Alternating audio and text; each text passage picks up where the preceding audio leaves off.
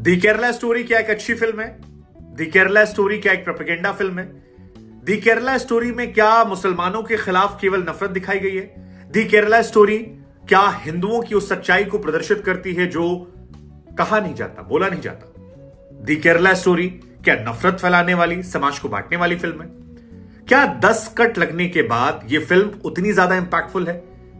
क्या यह film WhatsApp university के उस एक वीडियो की तरह है जो लव जिहाद को लेकर वायरल किया आता है?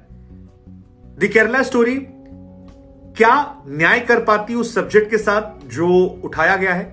दी केरला स्टोरी में क्या कहानियां जो है वो सच्ची हैं या फिर सब फर्जीवाड़ा है? ऐसे बहुतेरे सवाल थे जब इस फिल्म का रिव्यू करने में जा रहा था और फिल्म देखने गया। ये फिल्म देखने की वजह मेरे मन में इसलिए आई क्योंकि इस फिल्म को लेकर लोग चर्चा कर रहे हैं, या तो समर्थन कर रहे हैं या विरोध कर रहे हैं। सुप्रीम कोर्ट में 3-3 याचिकाएं डाल दी गई इस फिल्म को लेकर कि बैन कर दिया जाए। हालांकि फिल्म बैन नहीं हुई। सुप्रीम कोर्ट ने साफ लफ्जों में कहा कि अगर सेंसर बोर्ड इसे पास कर रहा है तो रोकने वाले हम कौन होते हैं? आप भी चुपचाप या तो देखिए या इग्नोर कर दीजिए। लेकिन इस रिव्यू को करना उतना ही टफ है जितना इस फिल्म को बनाना, क्योंकि अगर इस रिव्यू में आप फिल्म की तारीफ करते हैं, जो लोग सुनने आए हैं, या फिर बुराई, तो तारीफ वालों में आपको राइट विंग कह दिया जाएगा और लेफ्ट यानी अगर बुराई करते हैं तो लेफ्ट विंग का या फिर आपको एंटी नेशनल कह दिया जाएगा। लेकिन बात करना जरूरी है, और बात करना इसलिए भी जरूरी है क्योंकि एक मीडिया पर्सन होने के नाते इस फिल्म को पर्दे पर देखने से पहले हमने कई मर्तबा इसे टीवी में देखा, डिबेट शोज में देखा, इस पर चर्चाएं की, सोशल मीडिया पर इसको लेकर बातें हुई, इसको लेकर हजारों लोगों ने मैसेजेस की। तो हमें लगा कि आपको इस फिल्म का रिव्यू बताने की जगह हम आपको बताते हैं कि यह फिल्म आप क्यों देखें और क्यों ना देखें।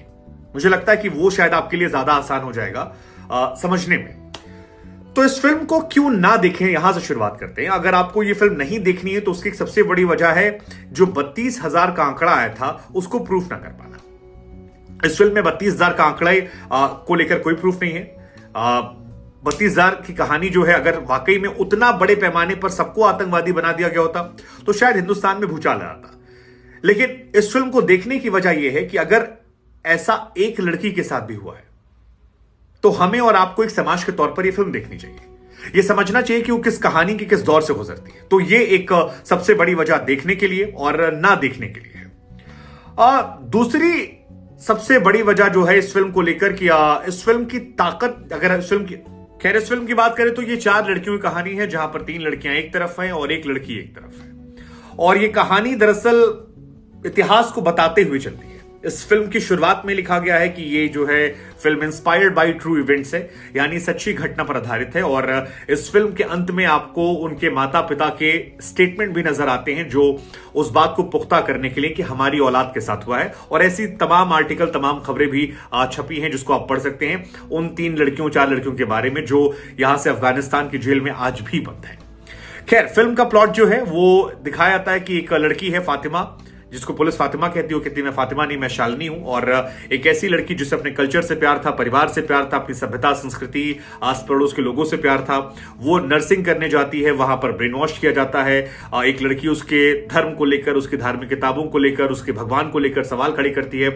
उसके बाद प्लान तरीके से उन पर हमला होता है, फिर उन्हें रिलेशनशिप में लाया जाता है, फिर उन्हें प्रेग्नेंट कर दिया जाता है, सेक्सुअल रिलेशनशिप में इन्वॉल्व किया जाता है, जिसके बाद समाज में इज्जत बचाने के लिए वो लड़की नफरत करने लगती है अपने आसपास से, परिवार से नफरत होता है, देश से नफरत हो जाती है। फिर यहां से सीरिया, अफगानिस्तान, वहां पर आईसिस का इन्वॉल्वमेंट, उन्हें सेक्स स्लेव बनाना, सुसाइड बॉम्बर बना देना या फिर ब्रीडिंग मशीन बनाकर छोड़ देना। ये इस फिल्म की पूरी पटकथा है जिसके इर्द गिर्द ये फिल्म बनाई गई है। और इसको डिस्क्राइब करती हैं शालिनी जो फातिमा है और जिसे अदा शर्मा ने इस किरदार को निभाया है। ये फिल्म को जब आप देखने जाते हैं तो शुरुआत में आपको लगता है कि शायद ये फिल्म किसी एक पॉलिटिकल मैसेजिंग के लिए बनाई गई, कोई एक एजेंडा है जिसे आगे बढ़ाना है। लेकिन जैसे जैसे कहानी आगे बढ़ती है आप इस फिल्म के साथ जुड़ते चले आते हैं। और इस फिल्म की जो सबसे खास बात मुझे लगी वो ये थी कि फिलहाल हम लोग जो हैं वो बैलेंसिंग करने में बहुत बिलीव रखते हैं कि यार इससे भी ना बुरा लगे, इससे भी ना बुरा लगे, और हम सारी बातें कहते हैं। लेकिन इस फिल्म की सबसे बड़ी खासियत यह है कि यह फिल्म रॉ है, ब्रूटल है, और जिससे आप कहते हैं ना कि बिना फिल्टर के बनाई गई है। मतलब कोशिश की गई है कि ओरिजिनल चीजों को वैसे दिखा दिया जाए और उसी सादगी, मासूमियत या उसी वहशीपन में दिखा दिया जाए। तो आपको मासूमियत भी नजर आएगी, रूह भी कपाएगी, डर भी लगेगा। खासतौर पर एक वो सीन है जिसमें एक लड़की जाकर अपने पिता पर थूक कर आती है ब्रेन वॉशिंग के बाद। वो सीन देखकर आप सिहर जाते हैं कि यार ये कैसे हो सकता है। वो जो रेप सीन्स दिखाए गए हैं वो एक्चुअली में आपको डरा देते हैं, सहमा देते हैं कि यार ये कैसे चल रहा है, मतलब ये क्यों हो रहा है, क्या हमारी एजेंसियां इतनी वीक हैं कि इतना कुछ हो गया, उन्हें समझ में नहीं आया। अदा शर्मा की अदायगी जो है वो आपको मासूमियत भी दिखाती है और फातिमा वाले केस में जो उनके साथ घटनाएं होती हैं वो आपको डराती भी है। मतलब आप इमेजिन करने लगते हैं कि अगर ऐसा किसी के साथ हो रहा होगा तो वो किस दौर से गुजर रहा होगा, और ये एक तरीके के आपके दिमाग पर हमला होता है। मतलब बिल्कुल फिल्टर किए बिना इस फिल्म को परोस दिया गया है। ये इस फिल्म की एक बहुत बड़ी ताकत है। ताकत इसलिए कह रहे हैं क्योंकि अगर इसको अपनी जगह आप रखकर देखेंगे तो आपको दर्द महसूस होगा। ये फिल्म लड़के लड़कियों दोनों को देखनी चाहिए। ताकत इस लिहाज से कहेंगे क्योंकि इस फिल्म का मैसेज जो है वो ये समझना कि आपको समाज के तौर पर बेवकूफ नहीं बनना है, और जो लोग इस तरह की हरकत करते हैं वो जाति धर्म देखकर नहीं करते हैं। इसमें कई धर्मों को लेकर बात की गई है, इस्लाम, हिंदू, क्रिश्चियन, सबको लेकर बात की गई है, तो बड़ी बेबाकी से। कमजोरी इस बात को लेकर है कि फिल्म में कई लोग ऐसे हो सकते हैं जिन्हें लगेगा कि शायद ये नफरत फैला सकती है, आपको दूसरे धर्म के लोगों पर शक पैदा कर सकती है, आप के जो दूसरे रिलीजन में दोस्त हैं उन पर आपको डाउट हो सकता है, उनकी बातों को सुनने के बाद आपका जो तरीका होगा कई बार वो आपके मन में क्वेश्चन कर सकता है, और ये एक चीज है जो यहां पर इस फिल्म को देखते वक्त आपको एहसास होता है। तो ये आपके नजरिए पर मैटर करती है कि किस तरह से आप देखते हैं। लेकिन जो स्टोरी है वो आपको गुस्सा दिलाती है, आपको रुलाती है, सच कहें तो आपका खून भी खौला देती है। मतलब अब इससे आप समझ सकते हैं कि जो ताकत है वही कमजोरी है। और आपको कई जगह पर कश्मीर फाइल वाली कहानी याद आएगी कि मतलब जैसे उसमें वो वहशीपन दिखाया गया था। अब कश्मीर फाइल के साथ भी यही था कि लोगों ने देखी, सबने थी, कुछ ने गालियां दी थी, कुछ ने तारीफ की थी। तो इसके साथ भी यही कहानी है कि जो कहानी है उससे आप पूरी तरह डिनाई नहीं कर सकते, लेकिन आपको ये भी सवाल आएगा कि यार ये क्यों दिखा रहे हो, इससे नफरत फैल जाए। इस फिल्म की कमजोरी ये भी है कि कुछ स्क्रीन प्ले जो है बहुत धीमे धीमे है। मतलब कुछ सीन्स को जबरदस्ती खींच दिया गया है। कुछ सीन्स ऐसे हैं जो आपके दिलो दिमाग पर इंपैक्ट नहीं डाल पाते, और कुछ सीन्स ऐसे हैं जो आपको सोचने पर मजबूर करते हैं कि यार इंसान इतना बेवकूफ कैसे हो सकता है। मतलब स्पेशली जो वो ब्रेन वॉशिंग वाली प्रक्रिया है वो आपको परेशान करती है कि यार इतना बेवकूफ कोई कैसे हो सकता है, मतलब सीरियसली ऐसा भी हो सकता है। ये एक कमजोरी इस फिल्म की मुझे लगी, कई जगहों पर लगा। जैसे जिस लॉजिक दिया गया ब्रेन वॉश को लेकर वो मेरी समझ से परे था, क्योंकि आप जिस धर्म को बचपन से आए हैं मानते हुए, क्या आप उसको लेके इतने अनश्योर हैं, और इतनी जल्दी इस उम्र में डाइवर्ट हो जाना ये थोड़ा सा एक क्वेश्चनेबल था। हालांकि इस फिल्म की खूबसूरती ये है कि इस फिल्म में जो हमने कहा ना, ओरिजिनल टच बहुत ज्यादा है। मतलब मलयालम, ये फिल्म में मलयालम गाने हैं, मलयालम में बातचीत भी है। हालांकि आपको सबटाइटल मिल जाएगा समझाने के लिए, लेकिन दिल से एक फिल्म आई थी, उसके बाद ये दूसरी फिल्म आप कह सकते हैं, हिंदी फिल्म, जिसमें मलयालम में गाने हैं, मलयालम में इसमें बातचीत संवाद भी है। और अदा शर्मा शायद जिनकी मम्मी जो है वो मलयाली है, तो उसकी वजह से जो उनकी मलयाली वाली हिंदी है वो इस फिल्म को और ज्यादा ओरिजिनल कर देती है। चारों किरदार जो हैं, चारों लड़कियां जो हैं वो इस फिल्म की जान है। और पर्सनली मुझे ऐसा लग रहा है कि अदा शर्मा के करियर की ये बेस्ट फिल्म है। उन्हें आगे आने वाले टाइम में इस फिल्म को लेकर बहुत सारे अवार्ड्स जो हैं वो मिलने वाले। तो ये आप एक चीज कह सकते हैं अदा शर्मा को। इस फिल्म के 2-3 सीन ऐसे जो आपके दिमाग पर बहुत इंपैक्ट छोड़ जाते हैं। जैसे एक लड़की है जो इस ट्रैप में नहीं फंसती है, और उसके बाद उसके साथ गैंगरेप होता है। वो जो गैंगरेप है वो सिहरन पैदा करने वाला होता है। वो आपको डराता है कि लोग, अगर ये सच्चाई के करीब फिल्म है तो आप किस हद तक प्रोसेस को अपनाया गया आपको परेशान करने के लिए। वो एक बहुत भयावह डराने वाला सीन है। एक और वजह है कि क्यों लोग ना देखें। देखिए, अगर आप कमजोर दिल के व्यक्ति हैं तो प्लीज आप इस फिल्म को मत देखिएगा, क्योंकि इस फिल्म में रेप सीन हो, पिटाई के सीन हो, जो वहशीपना है वो बहुत ज्यादा दिखा दिया गया। मतलब वैसा आपको डरा देगा वो। मतलब आप सोचने पर मजबूर हो जाएंगे, आप एक अलग दुनिया में चले जाएंगे। और ये एक फिल्म के लिहाज से मैं क्या कहूं, आप असहज हो सकते हैं। आसान शब्दों में कहूं मैं तो आप इस फिल्म को लेकर असहज हो सकते हैं। हालांकि खूबसूरती ये है कि ये टिपिकल बॉलीवुड फिल्म नहीं है, ये भी इसके नेगेटिव पार्ट है। अगर आप एक बॉलीवुड मसाला देखने जा रहे हैं तो प्लीज आपके लिए फिल्म नहीं बनी है। ये फिल्म आपको फिर इरिटेट कर सकती है।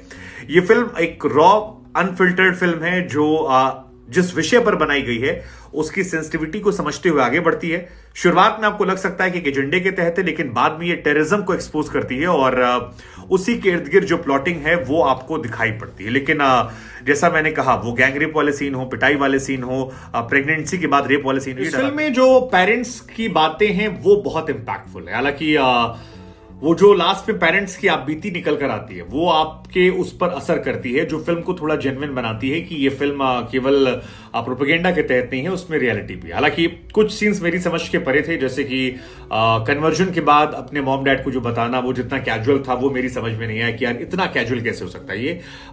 मतलब अगर मैं लड़की हूं, मैं धर्म परिवर्तन करके शादी किया, लड़का भी हूं मैं, धर्म परिवर्तन करके शादी कर रहा हूं और फिर अपनी मां को बता रहा हूं, तो कुछ तो वहां पर होगा अलग चीज है, वो एक अलग सीन है। शालिनी की मां के साथ एक सीन है, वो बहुत ही टची सीन है। जो बैकग्राउंड म्यूजिक है वो थोड़ा सा मुझे समझ में नहीं आया। मारधाड़ वाले सीन्स जो हैं वो थोड़े समझ में नहीं आए। इस फिल्म की सबसे बड़ी ताकत मुझे लगी लोकेशंस बहुत खूबसूरत है, मतलब बिल्कुल ओरिजिनल दिखाने की कोशिश की गई है। कॉस्ट्यूम जो है वो बहुत ही ओरिजिनल है, मतलब जब शालिनी है तो वो शालिनी लगती है, जब वो फातिमा का किरदार निभाते हैं, सेक्स स्लेव बनाते हैं, तो वहां पर वो आपको एहसास करा देते हैं। ये एक अच्छी चीज है। सिंप्लिसिटी जो है वो रखा गया है, मलयाली टच जो रखा गया है वो अच्छा गया है। लेकिन अगर आप एक फ्री माइंड होकर जाएंगे तो फिर आपको ये उन 3-4 लड़कियों की कहानी दिखेगी जिसको लेकर आरोप लगेंगे कि एक प्रोपेगेंडा फिल्म है। लेकिन अगर आप उसे महसूस करना चाहेंगे, उसी कहानी को इंटरनेट पर पढ़ना चाहेंगे, तो आप ये मानेंगे कि वो सच्चाई है जिसे स्वीकार करना पड़ेगा। आप मना नहीं कर सकते कि ऐसी कोई कहानी है ही नहीं। इस फिल्म के बारे में एक और जो बात आपको समझनी चाहिए वो ये कि ये फिल्म जो है ये लव जिहाद के पूरे प्रोसेस को समझाती है। मतलब कैसे दिखावे का हमला होता है, फिर कैसे सहानुभूति होती है, फिर कैसे आपको बरगलाया जाता है, कैसे इस्लाम के मायने जो है उन्हें तोड़ मरोड़ कर पेश किए जाते हैं, कैसे हिंदू देवी देवताओं का अपमान होता है। हालांकि इसमें तारीफ उन दर्शकों की भी करनी होगी जो इस फिल्म को देखने के लिए गए, क्योंकि जिस तरह के शब्दों का इस्तेमाल किया गया है, क्या वो किसी भी धर्म को लेके होते तो नाराजगी नहीं आती? मुझे लगता है कि वो थोड़ा टफ है। लेकिन अब दर्शक भी जो है वो थोड़ा मेच्योर हो गया है और उसको लेकर वो जा रहा है, देख रहा है। कई सारे धर्मों के प्रचारक हैं जिन्हें मुश्किलों का सामना करना पड़ सकता है, लेकिन कुल मिलाकर ये फिल्म जो है ये इंपैक्टफुल फिल्म है जो अंदर तक आपको सोचने पर मजबूर करती है। हालांकि इस फिल्म को देखते वक्त मुझे डर यही लग रहा था कि इसके चक्कर में कहीं कुछ सवाल जो है वो ना होने लगे और थोड़ा माहौल जो है कहीं वो भी खराब ना होने लगे, क्योंकि ये कहानी सच्ची है, ऐसी कहानियां हुई हैं, इससे भी कोई इंकार नहीं कर सकता।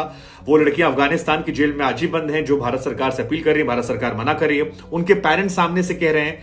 लेकिन उसके बावजूद क्या मतलब ये समाज में तनाव पैदा करेगी, ये देखने वाली बात होगी। हालांकि मेरे हिसाब से ये फिल्म जो है कम से कम 3 स्टार तो 5 में से डिजर्व करती है। आपको देखनी चाहिए ये फिल्म मेरे हिसाब से। उसके बाद आपको तय करना चाहिए कि आपको ये पसंद है नापसंद है, लेकिन ये फिल्म आपके दिलो दिमाग पर असर करेगी, ये मैं पक्का कह सकता हूं।